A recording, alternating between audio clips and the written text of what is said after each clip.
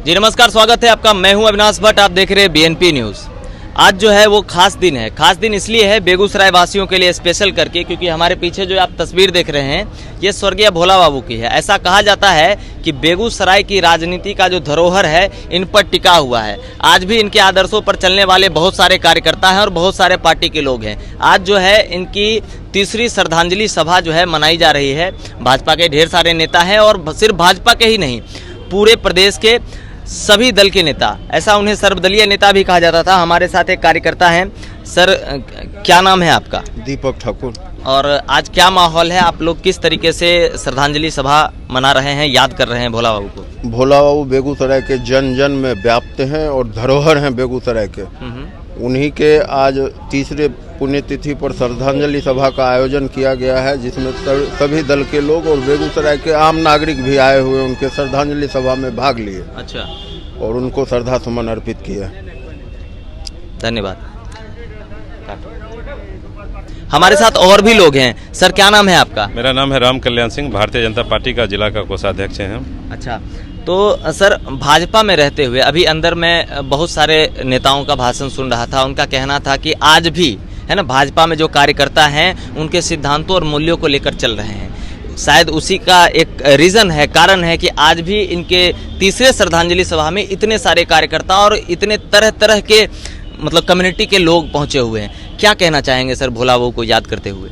भोला बाबू वाकई में अभी हमारे पूर्व जिलाध्यक्ष सह बेगूसराय के पूर्व विधायक श्री बाबू कह रहे थे जी, वो वाकई में महापुरुष हैं। अच्छा। जिस पुरुष को हम देखते नहीं उनकी जीवनी पढ़ते, इनके से कृतित्व, इनके बगल में, इनके छाँव में, इनके नज़दीक देख करके जो आज हमारे बेगूसराय में एक चीज़ बहुत खटकता है। क्या? हमारे भी वर्तमान में जनप्रतिनिधि हैं, 5 बजे सुबह में कोई जनता को आंख मलते हुए अगर मिलने का शौक था तो वो सिर्फ भोला बाबू शौक को पूरा कर सकते थे। अच्छा। इस चीज़ का राजनीति में कमी हो रहा है, जो चीज़ का हम लोग को भी अखरता है कार्यकर्ता को, कि आम लोगों के लिए दरवाजा बिना गार्ड का, बिना कोई पैरवी का अगर कोई जनप्रतिनिधि जनता का नेतृत्व करता था तो वो भोला बाबू थे। आज उस कमी को पूरा करने की जरूरत है, क्योंकि बेगूसराय अपने आप में एक राष्ट्रीय मानचित्र पर एक विकसित और सैद्धांतिक जिला है। राजनीति की कूट कूट से भरा हुआ है। यहाँ बच्चे बच्चे के दिमाग में पॉलिटिकल विजन होता है। बिल्कुल होता है। और उस जिला का नेतृत्व भोला बाबू किए। और जो कमियां हैं, हम आगे आने वाले जो अपने वर्तमान पीढ़ी है जनप्रतिनिधियों का, उनसे रिक्वेस्ट करेंगे कि भोला बाबू के पद चिन्हों पर आप चलें और जनता की आकांक्षाओं को पूरा करें।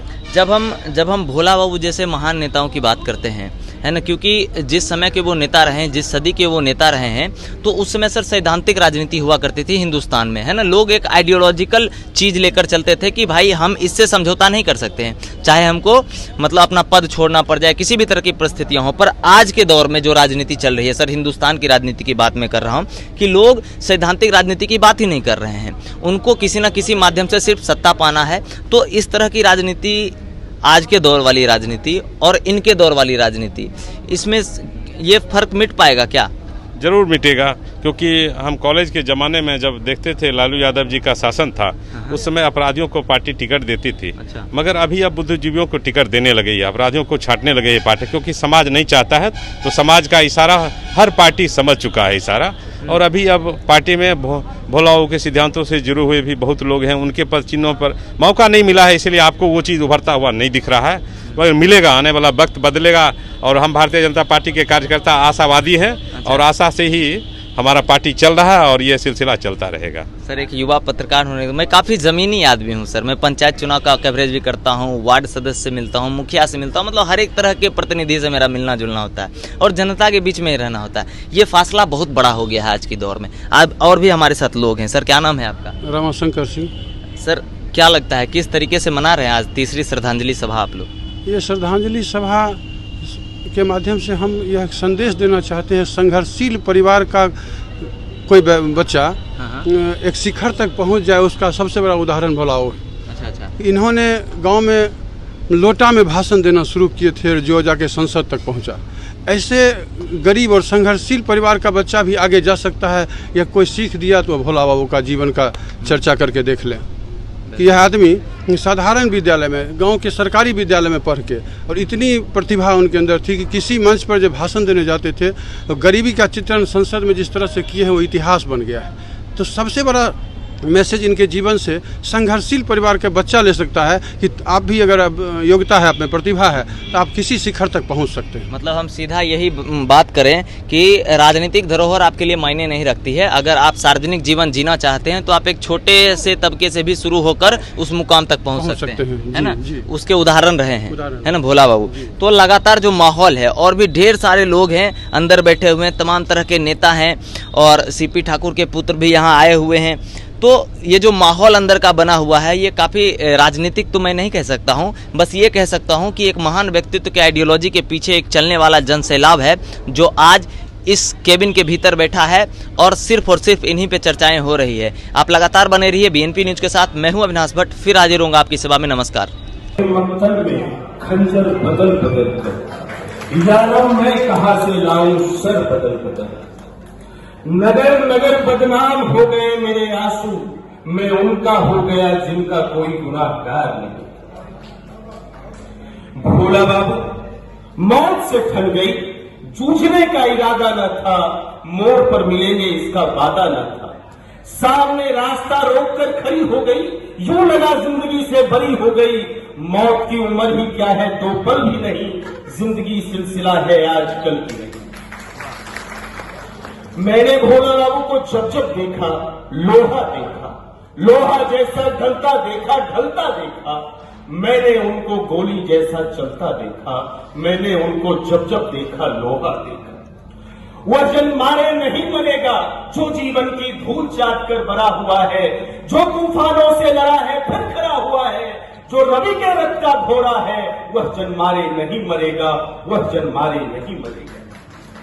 क्या याद करूं क्या भूलूं, अगिनत उन्मादों के क्षण हैं, अगिनत अवसादों के क्षण। रजनी की इन सूनी घड़ियों को किन किन से आबाद करूं। याद सुखों की आंसू लाती, याद दुखों की दिल भराई कर जाती। भोला बाबू की एक मर्म सुनाकर मैं समझता हूं कि पप्पू भैया को समय की वेदना है। मैं भी बोलता इसलिए हूं कि मुझे हृदय की वेदना है। उनके हाथों पर समय की पगडंडियां हैं, मेरे भावनाओं की पगडंडियां उस राह पर चलना चाहती है।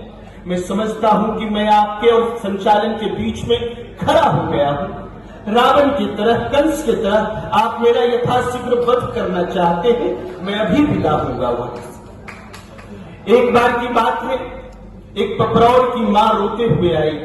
उसका बेटा नाइजीरिया में मर गया था। सुषमा स्वराज विदेश मंत्री हुआ करती थी। मैं सुबह 7 बजे से ही उनको प्रयास कर रहा था फोन लगाने का।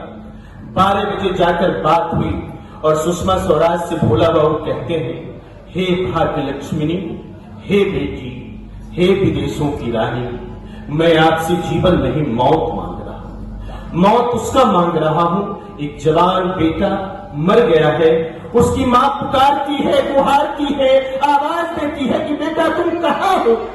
उसका अगर पार्थिव शरीर नहीं आएगा तो भोला यूं ही मरता हुआ चला जाएगा। बेटी एक कृपा कर दो, इस बात को नग्न होने से बचाओ, भावनता के सागर से उस पार ले जाओ। सुषमा स्वराज ने दयालुता का दृश्य दिखाकर, अपनत्व का चित्र दिखाकर उस बेटे की लाश को बिहार भिजवाती है। भोला बाबू ये थे। भोला बाबू वो थे जो सुबह 6 बजे कहते थे, डीएम साहब मैं समझता हूं कि आपको आंखें की नींद आ रही है, आए भी क्यों नहीं, सत्ता के नौकरों की नींद गहरी होती है। पहले टाई खुली, पिन खुली, खुलते खुलते 1.5 घंटा में कहीं ऑफिसर खुला। मैं क्या करूं, एक याचक आ गया है। मैंने बीडीओ साहब से पूछा, रविशंकर जी थे, कि आप इतने मंत्रियों को देखे सबसे अच्छा कौन लगा। कहते थे भोला बाबू। जब वो पत्र लिखते थे तो वो शब्द नहीं, भावनाओं का चित्र लिखता था। कहते थे एक दलित महिला को घर नहीं मिला था और उन्होंने अपने पत्र में लिखा, ये दलित नायिका है, ये दलित के गर्भ से जन्म लेने वाली संघर्ष की जागृति है, आप इसको मकान दें।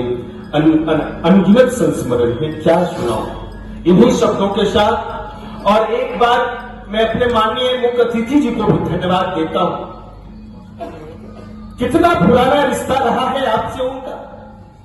मौत के बाद कौन किसको याद रखता है। यहाँ रिश्ते भुलाए जाते हैं, यहाँ भावनाएं मारी जाती है, यहाँ लोग नजरों से गिराए जाते हैं। आपको एक बार पुकारा गया और आप हाजिर हो गए।